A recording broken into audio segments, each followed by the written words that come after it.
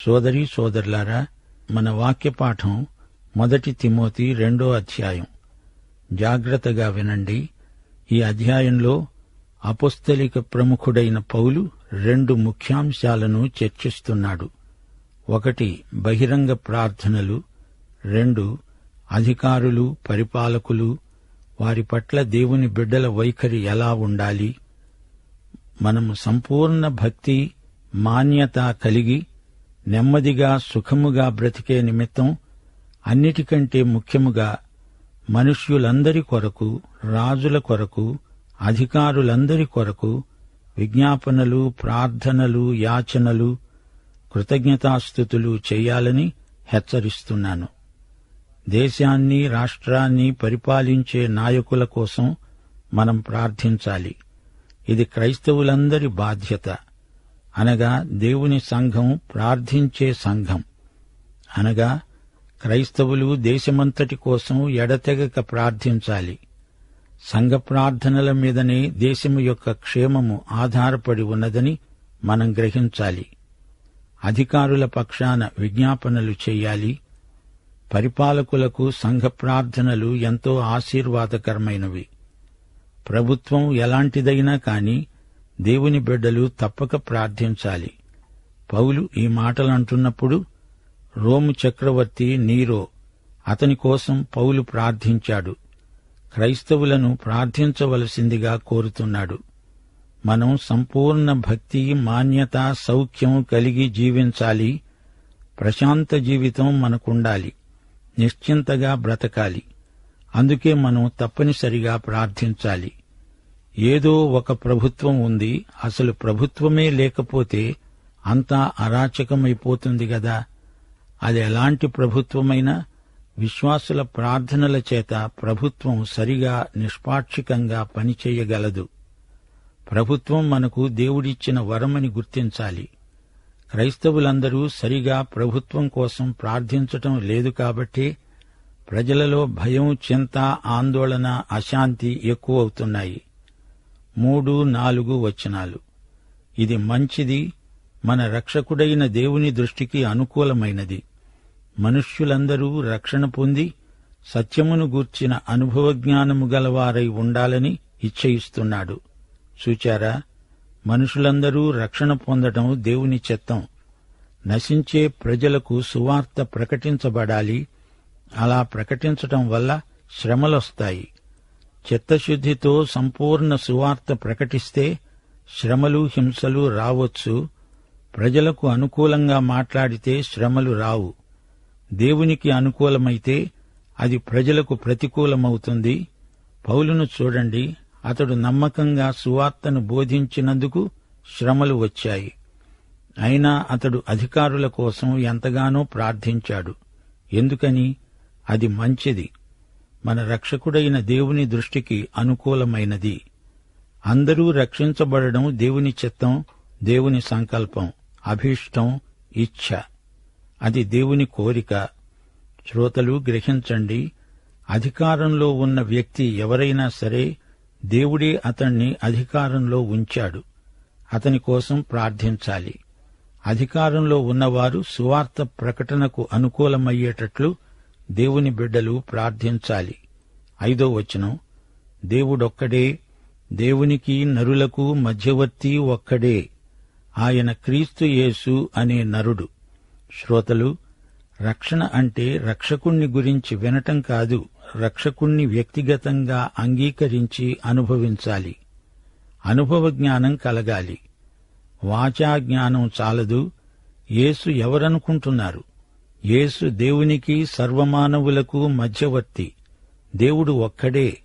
రోమక రాజ్యంలో అనేక మంది దేవుళ్ళు, బహుదేవతారాధన జరుగుతూ ఉండేది.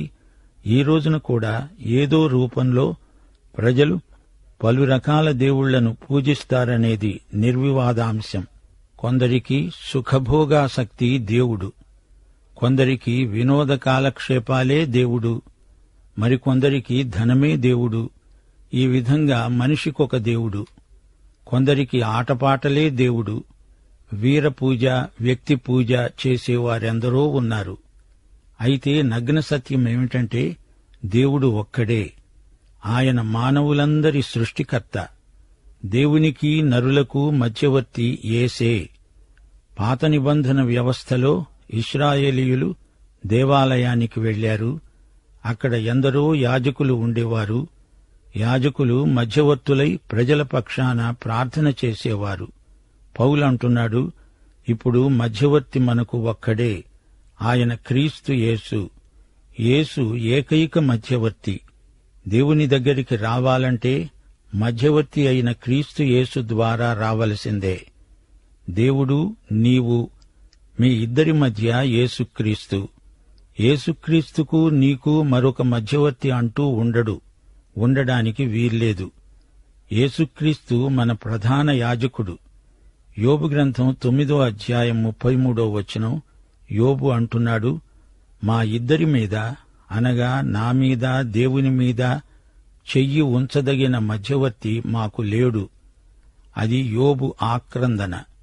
దేవుని చేతిని నా చేతిని కలుపగలిగిన మధ్యవర్తి నాకు ఉంటే ఎంత బాగుండు అని యోబు ఎంతో వాపోయాడు. దేవునికి నాకు మధ్య సహవాసం కావాలని, సదవగాహన ఉండాలని నేనెంతగానో కోరుతున్నాను అంటూ అలనాడు యోబు ఆశపడ్డాడు. సోదరీ సోదరులారా, ప్రియ శ్రోతలారా, ఈ రోజున మనకు శ్రేష్టమైన మధ్యవర్తి ఉన్నాడు. ఆయనే ప్రభువైన యేసుక్రీస్తు. ఆయన దేవుడే గనుక ఒక హస్తం దేవత్వం, రెండో హస్తం మానవత్వం.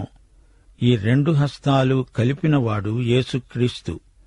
ఆయన మనలను పూర్తిగా రక్షించగల సమర్థుడు. ఆయన మన రక్షణకు వెల పూర్తిగా చెల్లించాడు. ఆయన దేవుడై ఉండి మానవుడయ్యాడు గనుక ఆయనే మధ్యవర్తిగా ఉండదగినవాడు. ఆయన నా చేయి పట్టుకున్నాడు, నన్నాయన బాగా ఎరుగును. నన్ను బాగా ఎరిగినవాడు నన్ను తోసివేయడు. నీ నేరములెంచడు. ఆయన నిన్ను ప్రేమించి ఆప్యాయంగా కావిలించుకుంటాడు. యెషయా గ్రంథం 63వ అధ్యాయం 9వ వచనం. వారి యావద్బాధలో ఆయన బాధ నొందాడు. ఇశ్రాయేలు ప్రజలు 40 సంవత్సరాలు అరణ్య ప్రయాణంలో ఎన్నో అగచాట్లు పడ్డారు. ఆయన వారి యావద్బాధలో తాను బాధ నొందాడు. ఆయన తనను తాను తన ప్రజలతో సంయుక్తపరుచుకున్నాడు. ఆయన విసుక్కోలేదు, వారిని ఎడబాయలేదు. మోషే ద్వారా వాగ్దత్త భూమిని ప్రవేశించడానికి ఎన్నెన్నో ప్రేమపూర్వకమైన హెచ్చరికలు చేశాడు. యేసు ప్రభువు నా చేతిలో చెయ్యి వేశాడు, దేవుని చేతిని నా చేతిని కలిపాడు. దేవునికి నాకు మధ్య సన్నిహిత సంబంధ సహవాసాలను పునరుద్ధరించాడు. అపొస్తల కార్యములు 4వ అధ్యాయం 12వ వచనంలో భక్త పేతురు ప్రబోధం. మరి ఎవని వలననూ రక్షణ కలుగదు. ఈ నామముననే మనము రక్షణ పొందాలి గాని ఆకాశం క్రింద మనుష్యులలో ఇయ్యబడిన మరి ఏ నామమున రక్షణ పొందలేము. యేసే ఏకైక మార్గం. నిన్ను తండ్రి దగ్గరికి పదిలంగా చేర్చే మార్గం. యేసే దేవుడు, ఆయన నరుడయ్యాడు. ఈ రోజున కూడా మన ప్రతినిధిగా దేవుని ఎదుట నిలిచిన నరుడు. ఈ నిమిషం వరకు ఆయన నరుడుగా ఉండడం మానలేదు. ఆయన మానవతను ఎంత ప్రేమించాడో చూడండి. 1 తిమోతి 2వ అధ్యాయం 6వ వచనం. ఈయన అందరి కొరకు విమోచన క్రయధనముగా తనను తానే సమర్పించుకున్నాడు. దీనిని గురించిన సాక్ష్యము యుక్తకాలములందు ఇయ్యబడుతుంది. విమోచన క్రయం గ్రీకు భాషలో యాంటిల్యూట్రోన్ అంటారు. విమోచన క్రయ మూల్యమిది, వెల, ఖరీదు. మన విమోచనకు ఆయన వెల చెల్లించాడు. సైతాను బందీలమైన మనల్ని విడిపించడానికి ఆయన క్రయధనమైన రక్తమూల్యం చెల్లించాడు. యేసే మన విమోచన, ఆయనే మన విమోచన క్రయం. ఈ సాక్ష్యమివ్వటానికి నేను ప్రకటించేవాడనుగాను, విశ్వాస సత్యముల విషయములో అన్యజనులకు బోధకుడనుగాను నియమించబడ్డాను. నేను సత్యమే చెబుతున్నాను, అబద్ధమాడటం లేదు. పౌలంటున్నాడు, నేను నియమించబడ్డాను. దేవుడు నన్ను నియమించాడు. నన్ను ఒక బోధకునిగా, అపొస్తలుడుగా, దేవుడే నియమించాడు. ఇది దేవుని నియామకం. బోధకుడు అంటే చాటించేవాడు, ప్రకటనకర్త. కెరుక్స్ అనే గ్రీకు మాట ఇది. అంటే వార్తావహుడు, దండోరా వేసేవాడు, నగారా మోయించి పలికేవాడు, బాకా బోరా ఊది చెప్పేవాడు అని అర్థం. పౌలు ప్రకటించేది రక్షణ సువార్త. నేను నిజమే చెబుతున్నాను, అబద్ధమాడడం లేదు అంటూ తన ఆధ్యాత్మిక కుమారునితో అంటున్నాడేమిటి? తిమోతికి తెలుసు పౌలు అబద్ధం చెప్పే మనిషి కాడు. అయినా అతణ్ణి ప్రోత్సహించడానికి ఈ మాట అంటున్నాడు. ఇది అబద్ధం కాదు, నిజం, సత్యం, వాస్తవం, చెప్పి తీరాల్సిన సత్యవాక్కు. విశ్వాస సత్యముల విషయములో అన్యజనులకు బోధకుణ్ణి, సువార్త ప్రకటించటానికే కాదు, అన్యజాతులకు అనగా యూదేతర జాతులకు నేర్పటానికి, బోధించటానికి నియమించబడిన వాడను. ఈ మాట పౌలు సంఘాలకు రాసేటప్పుడు అనలేదు. వ్యక్తిగతంగా తిమోతికి రాస్తూ ఈ మాట అంటున్నాడు. 8వ వచనం నుండి ప్రజలు ప్రార్థించవలసిందెలాగో వివరిస్తున్నాడు. ప్రతి స్థలమందు పురుషులు కోపమును సంశయమును లేనివారై పవిత్రమైన చేతులెత్తి ప్రార్థన చెయ్యాలని కోరుతున్నాను. ఇది పౌలు కోరిక, ఆశయం, ధ్యేయం.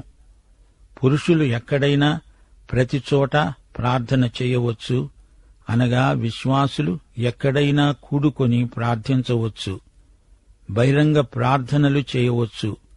పవిత్రమైన చేతులెత్తి ప్రార్థించాలి. ప్రార్థించే వారిలో అంకిత భావం ఉండాలి. చేతులెత్తి ప్రార్థించాలి. వారు ఎత్తే చేతులు పవిత్రమై ఉండాలి. చేతులెత్తటంలో తప్పేమీ లేదు, కాని ముందు మీ చేతులెలాంటివో పరీక్షించుకోండి. పవిత్ర హస్తాలు, దేవుని సేవకు ప్రతిష్ఠించబడిన చేతులవి. దేవుని సేవా సాధనములు కాని చేతులు ఎత్తవద్దు. జాగ్రత్త. కోపము లేని వారై ఉండాలి, అనగా నీ హృదయంలో కోపం, ఆయాసం, చేదు తలంపు ఉండకూడదు. నీ పాపాన్ని ఒప్పుకొని క్షమాపణ పొందిన వాడవై అప్పుడు చేతులెత్తి ప్రార్థించు. అంతేకాదు, నీలో సంశయం ఏ కోశానా ఉండకూడదు. హెబ్రీ పత్రిక 11వ అధ్యాయం 6వ వచనం ఏం చెబుతోందో వినండి. విశ్వాసము లేకుండా దేవునికి ఇష్టుడై ఉండడం అసాధ్యం. దేవుని యొద్దకు వచ్చేవాడు ఆయన ఉన్నాడని, తనను వెదికేవారికి ఫలము దయచేసేవాడని నమ్మాలిగదా. ప్రార్థనలో దేవుణ్ణి సమీపించేటప్పుడు విశ్వాసంతో రావాలి. విశ్వాసం లేనివారు మనఃపూర్వకమైన ప్రార్థన చెయ్యలేరు. విశ్వాసుల ప్రార్థనలు దేవుడు వింటాడు, జవాబిస్తాడు. కొందరి ప్రార్థనలు మతాచారంలాగా ధ్వనిస్తాయి. ప్రార్థనలో ఆసక్తి, విశ్వాసం కనిపించవు. లాంఛనప్రాయంగా ఏదో మొక్కుబడి తీర్చుకున్నట్లు యాంత్రిక ప్రార్థనలు చేస్తారు. బహిరంగ ప్రార్థనలు చేసే వారి పాపములు క్షమించబడి ఉండాలి. వారి హృదయంలో చేదు తలంపులు ఉండకూడదు. దేవుడు ప్రార్థనలకు జవాబిస్తాడు అనే గట్టి నమ్మకంతో ప్రార్థించేవారు దేవునికి కావాలి. అలాంటి ప్రార్థన కూడికలు పవిత్ర, ఉద్రేక భరితమై ఉంటాయి. ఆకర్షణీయంగా ఉండాలి. 9వ వచనం నుండి స్త్రీలు ప్రార్థన చేయటాన్ని గురించి చెప్పబడింది. స్త్రీలు అణకువ, స్వస్థబుద్ధి గలవారై ఉండి తగుమాత్రపు వస్త్రముల చేతనే గాని జడలతోనైనా, బంగారముతోనైనా, ముత్యములతోనైనా, మిగుల వెలగల వస్త్రములతోనైనా అలంకరించుకొనక దైవభక్తి గలవారమని చెప్పుకునే స్త్రీలకు తగినట్లుగా సత్క్రియల చేత తమను తాము అలంకరించుకోవాలి. పురుషులు ప్రార్థించేటప్పుడు ఏం చెయ్యాలో, ఎలా ఉండాలో చెప్పిన తరువాత స్త్రీల ప్రార్థనా విధానం ఎలాంటిదో పౌలు వివరిస్తున్నాడు. స్త్రీలు ఎలాంటి దుస్తులు ధరించాలో చెబుతున్నాడు. స్థానిక సంఘంలో స్త్రీ వహించే పాత్ర ఏమిటో అది కూడా చర్చిస్తున్నాడు. ఈ అంశం నాడు నేడు వివాదాస్పదమే. కొన్ని చోట్ల స్త్రీలు నాయకత్వాన్ని నిర్వహిస్తున్నారు. స్త్రీలను దేవుడు తన మహిమార్థమై నాడు నేడు వాడుకుంటూనే ఉన్నాడు. కొన్ని చోట్ల స్త్రీలకు సంఘ నాయకత్వంలో ఎట్టి స్థానము లేదు. స్త్రీ స్వరం అసలు వినపడదు, స్త్రీ కనపడదు. స్త్రీలకు దేవుడిచ్చిన తలాంతులను సంఘం గుర్తించదు. ఈ అంశాన్ని నిష్పాక్షికంగా చర్చించాలంటే రోమా ప్రభుత్వ కాలంలో సాంఘిక పరిస్థితులెలా ఉండేవో అవగాహన చేసుకోవాలి. తిమోతి పత్రికలో పౌలు చెప్పిన మాటలను అపార్థం చేసుకోకూడదు. పౌలు యొక్క అసలు ఉద్దేశ్యమేమిటో గ్రహించాలి. శ్రోతలు జాగ్రత్తగా వినండి.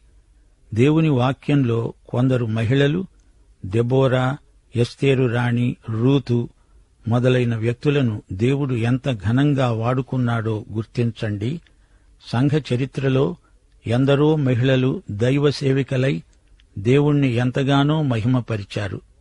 అయితే రోమా ప్రభుత్వ కాలంలో అన్య మతాలలో స్త్రీ నేతృత్వం ఎక్కువగా ఉండింది.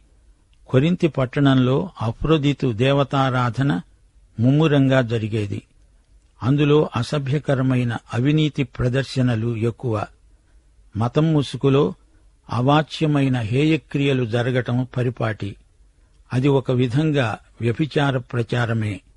స్త్రీలు వారి శిరోజాలు, అలంకారాలు, అర్ధనగ్న ప్రదర్శనలు అందరూ ఎరిగిన విషయాలే. ఈ దుష్ప్రభావం నుండి సంఘాన్ని ప్రత్యేకించడానికి స్త్రీ తలపై ముసుగు ఉండాలని అపొస్తలుడు శాసించాడు. తిమోతి సేవ చేస్తున్న స్థలం ఎఫెసు. డయానా ఆలయంలో తతంగమంతా నడిపేది స్త్రీలే. నాటి మార్మిక మతాలలో స్త్రీల నాయకత్వమే ఉండింది. ఇలాంటి ప్రదర్శనలు క్రైస్తవ సంఘాలలో ఉండకూడదని పౌలు హెచ్చరిక. పౌలు అంటున్నాడు, సత్క్రియలు, సత్ప్రవర్తన క్రైస్తవ స్త్రీకి ఆధ్యాత్మిక అలంకారాలు. స్త్రీలు ప్రార్థించాలి, పురుషులు ప్రార్థించాలి.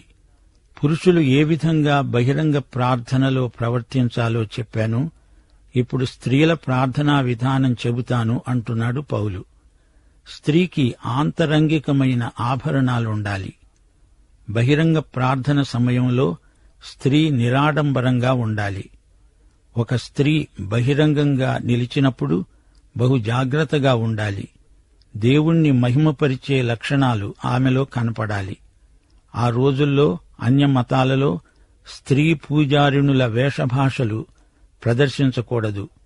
శారీరకంగా పురుషులను శోధించే అలంకారాలు క్రైస్తవ స్త్రీలకు తగనివి. 1 తిమోతి 2:11-12 వచనాలు. స్త్రీలు మౌనముగా ఉండి సంపూర్ణ విధేయతతో నేర్చుకోవాలి. స్త్రీ మౌనముగా ఉండవలసినదే కాని ఉపదేశించటానికి కాని పురుషుని మీద అధికారము చేయడానికి కాని ఆమెకు సెలవియ్యను. సోదరీ సోదరులారా, పౌలు మాటలు సరిగా గ్రహించండి. సిద్ధాంత విషయాలలో స్త్రీలు వాదోపవాదాలలో తలదూర్చకూడదు. వారు సిద్ధాంత చర్చలలో మౌనం పాటించటం మంచిది. పౌలు కాలంలో అన్య మార్మిక మతాలలో స్త్రీలు బహిరంగంగా తర్జనభర్జనలు చేసేవారు. క్రైస్తవ సంఘాలలో స్త్రీలు అలా వ్యవహరించకూడదు.